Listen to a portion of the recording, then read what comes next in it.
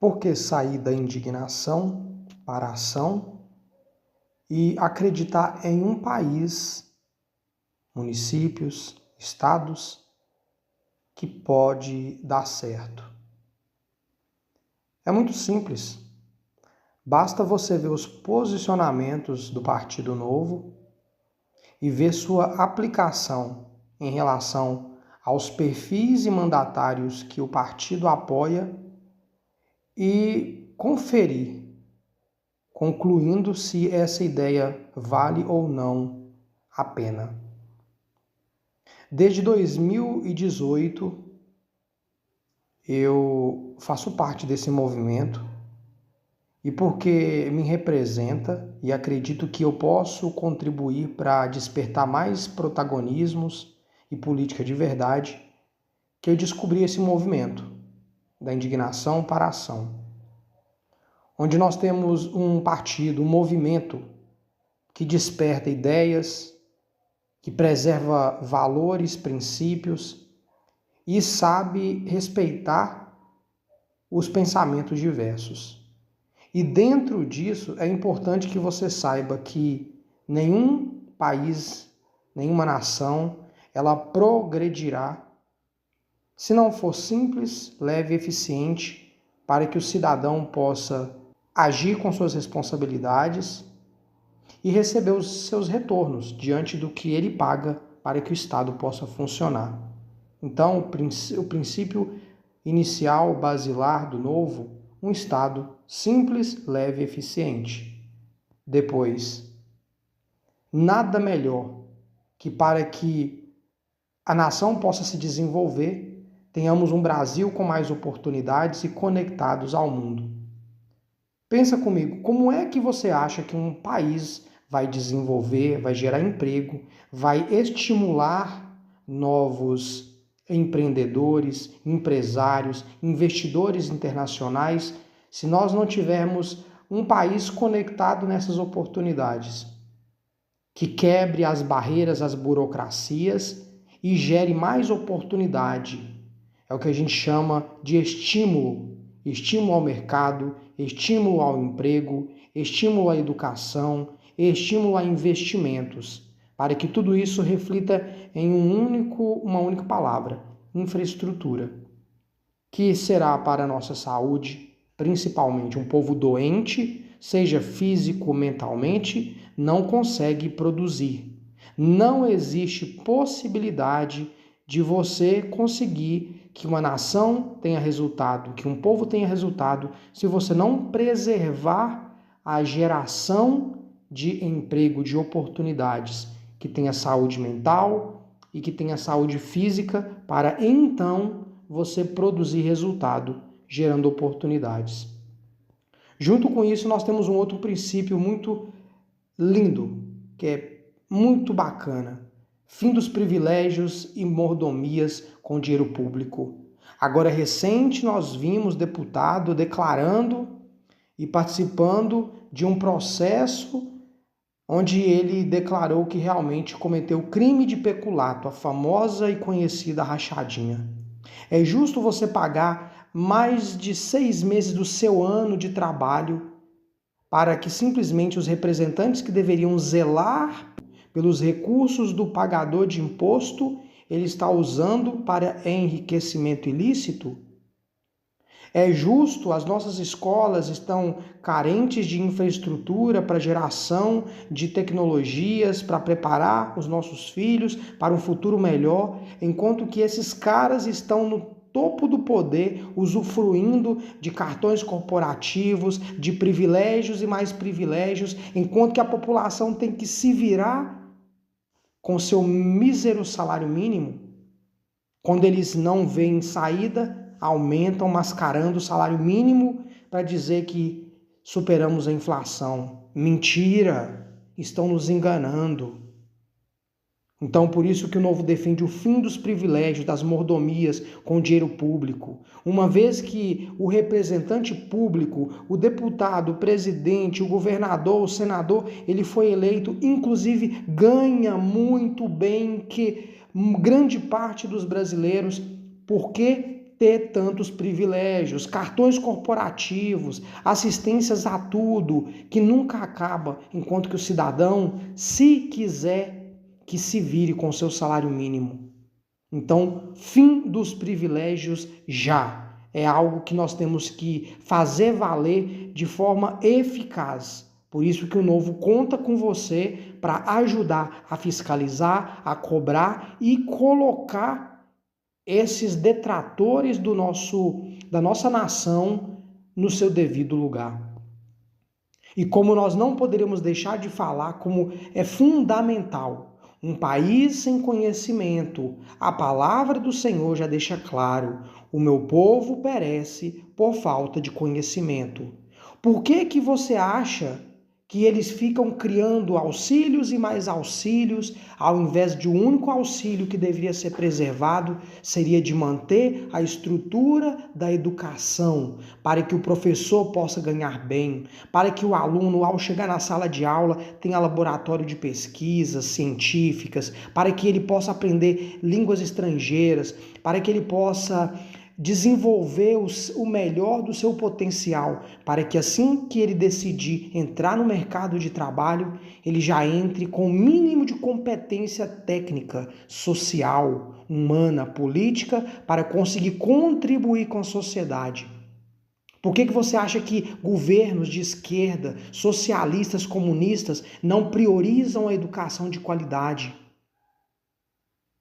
Justamente para manter o povo refém das suas misérias, da sua falta de conhecimento, da sua ignorância. Então, uma educação para o futuro, para que nós possamos construir uma nação de fato que esteja conectada na realidade, para assim gerar mais oportunidade.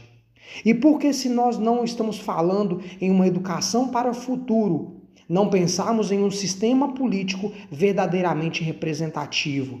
No que sentido? Um sistema político, ele só é verdadeiramente representativo quando ele tira do meio do povo pessoas conectadas, pessoas com conduta ilibada, pessoas que realmente veem da realidade daquele povo para fazer valer o direito, a necessidade daquele povo. Então, um sistema verdadeiramente representativo, sem jogo de toma lá da cá, sem puxadinho de cá e de lá, sem ficar aumentando secretarias, inúmeros ministérios para poder colocar companheiros lá. Não, isso não é um sistema político representativo. É um sistema político que está simplesmente usando de conveniência, de poder, para poder estar no poder. Agora, por que não falarmos de uma sociedade que é evoluída se nós não falarmos em combate permanente à corrupção e à impunidade? É isso mesmo, meu amigo, minha amiga. O novo, ele convida você a fiscalizar, a cobrar, a denunciar tanta corrupção que a gente vê. Esse novo momento que o Brasil está vivendo, tantos escândalos de corrupção e agora há pouco, deputado declarando e fazendo, participando de processo para não ser cassado, onde ele declara que realmente estava praticando o peculato, usando indevidamente do dinheiro público para benefício pessoal. Isso simplesmente é corrupção. Como não falarmos de corrupção quando você vê ministro da cultura que está lá em cima, usando da sua influência para distribuir verba e simplesmente ir fazer show e receber o dinheiro? E isso não é tráfico de influência? Isso não é corrupção?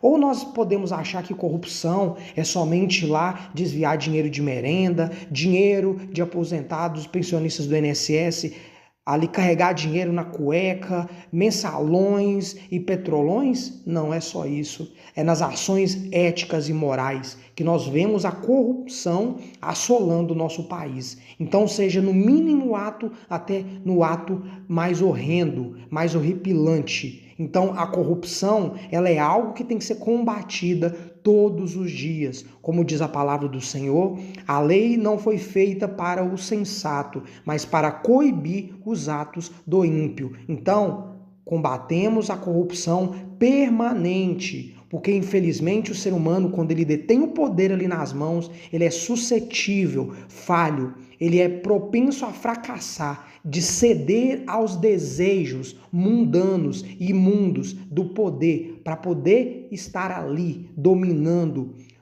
mandando naquela nação. Então não podemos parar nunca de vigiar e combater a corrupção. Como é que uma nação sem saúde mental ou física vai conseguir prosperar, vai conseguir produzir? Mais uma vez, a palavra do Senhor tem que ser levada a sério. O meu povo perece por falta de sabedoria. Então, o povo que não tem conhecimento e não tem saúde jamais prosperará. Vai viver refém de suas misérias. Vai ser dominado por governos, ou pior, por sistemas autoritários, por sistemas que, pior ainda, manipula a consciência ética e moral da sociedade. Então, nós temos que combater a falta de saúde. A gente tem que gerar riqueza, prosperidade, como? Dando saúde, infraestrutura, mais locais onde que a população possa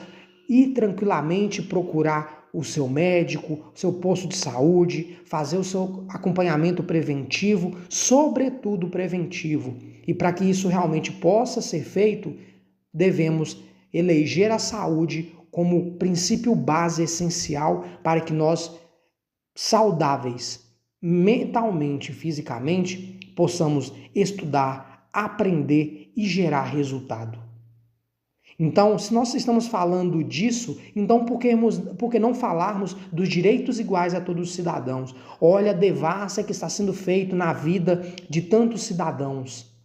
Somos proibidos a dizer o que pensamos e, pior ainda, o que pensamos contrário. Somos proibidos de criticar. Qualquer crítica é motivo para você ser punido, ser caçado, ser preso, tomar 17 anos de prisão. Isso é justo? Jamais. Os direitos não estão sendo iguais. Mais uma vez, vamos voltar. Enquanto um deputado que confessa que praticou um ato repugnante de rachadinha, peculato, utilização indevida do dinheiro público, recebe um acordo tranquilo para poder quitar ali sem problemas, vários cidadãos que estão questionando coisas que poderiam melhorar, mudar o rumo do nosso país, estão tendo tratamentos de exceção. Estamos vendo deputados presos indevidamente, sem um devido processo legal, deputados pedindo asilo político, fugindo para os Estados Unidos porque está com medo de ser caçado por criticar. A crítica virou crime sem ser crime. E isso é direito igual? O crime não tem exceção. Agora, pontos de vista pessoais, perseguições políticos, ativismos judiciais, isso sim transforma a vida do cidadão em um pesadelo, destrói a imagem de um país que se chama democracia.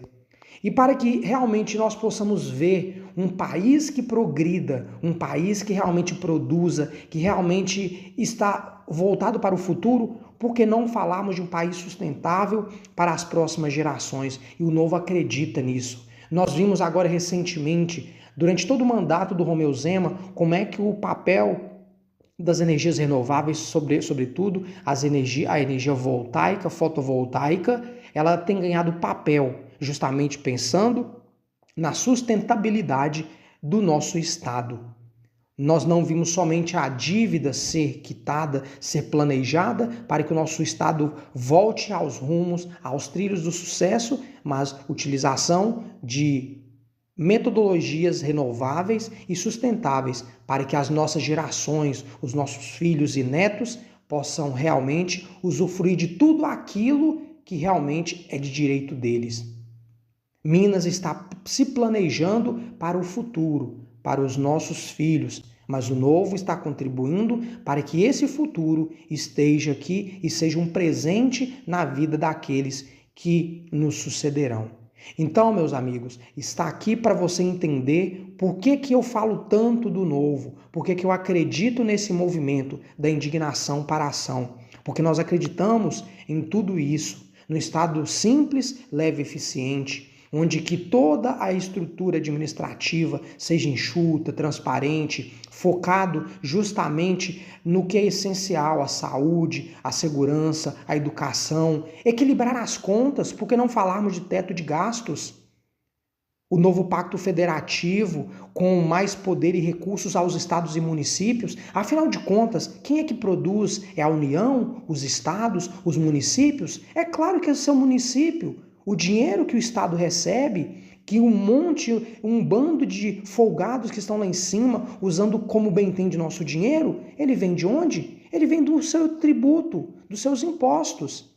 Então, nós temos que fortalecer os nossos municípios, nós temos que fortalecer o nosso Estado. É dele que nós tiramos o recurso para que a União, que nada faz, infelizmente, pouco tem de retorno para nós, ela possa conseguir pagar os seus servidores, possa conseguir pagar os deputados, senadores, ou seja, tudo que é gasto não sai da União, não sai lá de Brasília, sai daqui de Minas, de São Paulo, do Rio de Janeiro, Rio Grande do Sul, Santa Catarina, dos 27 estados, é de lá que saem os recursos, que faz com que um bando de folgados que não sabe o valor que tem o suor do trabalhador é utilizado para tantas viagens repugnantes, indevidas.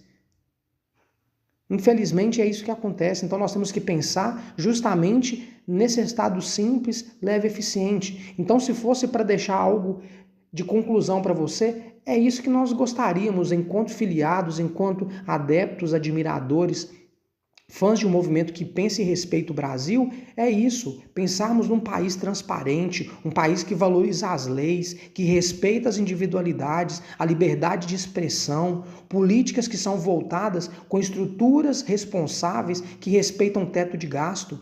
Se nós nas nossas casas não podemos sair gastando o nosso orçamento como bem entendemos, porque no final das contas nós vamos precisar pagar a conta de água, de luz, de telefone, de internet, saúde para os filhos, educação, transporte. Por que o governo é diferente? Já que, pior ainda, ele não produz nada, ele gasta tudo aquilo que nós produzimos. Então está na hora de você cobrar, cidadão de bem. Então quero que fica para você essa reflexão, que nós temos que pensar sempre nesse movimento de um país que seja voltado para o cidadão e não contra o cidadão. Um país que seja conectado a oportunidades, conectados para o mundo, para gerar mais oportunidades, tanto para o empreendedor, para o trabalhador, para o investidor, seja ele nacional ou internacional. Um país que tenha os olhos do mundo, onde que as pessoas venham e se sintam respeitadas, se sintam valorizadas e vejam as janelas de oportunidades, com, sobretudo, segurança jurídica, que é o que está faltando no nosso país. É o que mais falta, porque está faltando, está um país conectado ao mundo nas oportunidades. E nós não podemos jamais esquecer disso. Colocar fim aos privilégios imediatamente. Chega de vermos políticos fazendo carreira com as oportunidades, simplesmente usando benefícios, auxílios, como bem entende, enquanto que a população tem que se virar com seu mísero salário mínimo. Eu não canso de dizer, ficamos quase 6 meses do ano pagando imposto, pagando tributo, para que o governo pegue o nosso tributo e use ele como bem entende, sem respeitar o mínimo, o básico, o necessário do teto de gastos. Teto de gastos existe para todo mundo. Isso se chama gerenciamento, orçamento. Por isso que todo ano as câmaras votam, estudam, discutem sobre os orçamentos, as LOAs, os LDOs, para que seja utilizado o dinheiro com responsabilidade dentro do princípio da transparência. Então, para que isso possa ser respeitado, o fim dos privilégios é necessário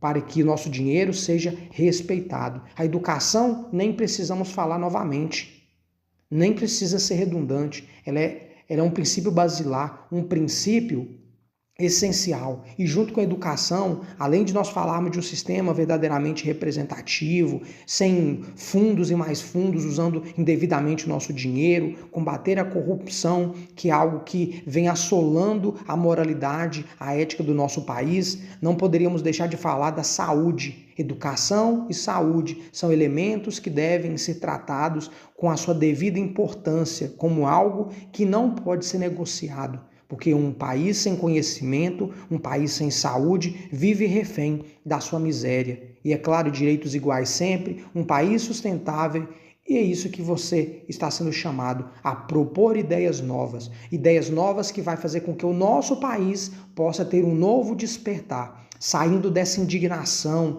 dessa agonia, desse sofrimento para a libertação.